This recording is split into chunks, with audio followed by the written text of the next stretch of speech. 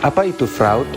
Menurut POJK 39 tahun 2019, fraud adalah tindakan penyimpangan atau pembayaran yang sengaja dilakukan untuk memanipulasi bank, nasabah, atau pihak lain sehingga mengakibatkan bank, nasabah, atau pihak lain menderita kerugian dan pelaku fraud memperoleh keuntungan. Kapan dikatakan fraud? Suatu tindakan dapat dikatakan sebagai fraud apabila terdapat unsur kesengajaan, ada yang melakukan, keuntungan bagi pihak lain, terjadi pelanggaran kebijakan dan lain-lain, dan terjadi kerugian pada perusahaan. Beberapa hal ini menjadi indikasi kejadian fraud. Siapa saja pelaku dari fraud? Pelaku fraud bisa saja berasal dari internal, eksternal atau pihak luar perusahaan, dan juga pihak internal dan eksternal yang bekerja sama untuk melakukan kejahatan. Berikut ini 3 faktor pendorong seseorang melakukan fraud yang lebih dikenal dengan fraud triangle. Yang pertama, yaitu adanya kesempatan atau opportunity.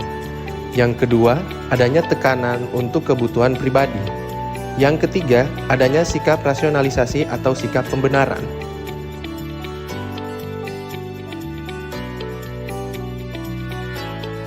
Apa saja jenis-jenis tindakan fraud? Yang pertama ada kecurangan. Yang kedua ada penipuan. Yang ketiga ada penggelapan aset. Yang keempat ada pembocoran informasi. Yang kelima ada tindak pidana perbankan. Yang keenam ada penyuapan. Dan yang terakhir ada tindakan lainnya yang dipersamakan. Fraud juga bisa berdampak buruk bagi perusahaan, yaitu kerugian finansial, reputasi perusahaan yang menjadi buruk, serta perusahaan juga akan berhadapan dengan akibat-akibat tidak langsung lainnya. Selain itu, fraud juga bisa berdampak buruk bagi pegawai, yaitu pemutusan hubungan kerja atau PHK secara tidak hormat, penyelesaian perkara pidana dengan pihak berwajib, sanksi sosial dari lingkungan dan masyarakat, dan juga dilaporkan ke regulator seperti Bank Indonesia dan Otoritas Jasa Keuangan.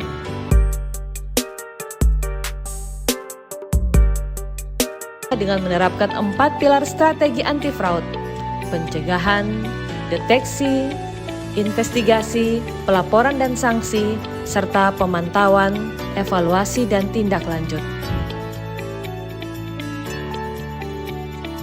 Berikut ini merupakan tips pencegahan fraud di lingkungan kerja. Pertama, menerapkan clean desk policy. Selanjutnya, mematikan komputer atau laptop saat sedang meninggalkan meja kerja. Jangan lupa untuk melakukan penyimpanan informasi sensitif dan data digital secara hati-hati. Berikutnya, bekerja sesuai SOP, karena melanggar SOP bisa berujung pada tindakan fraud. Selanjutnya, meningkatkan kesadaran pentingnya pencegahan fraud ke seluruh pegawai, meningkatkan fungsi monitoring dan dual control, memastikan keamanan password dengan sering mengganti password secara berkala, menerapkan prinsip Know Your Employee untuk lebih mengenal satu sama lain, dan gunakan cuti wajib Anda sesuai dengan peraturan perusahaan.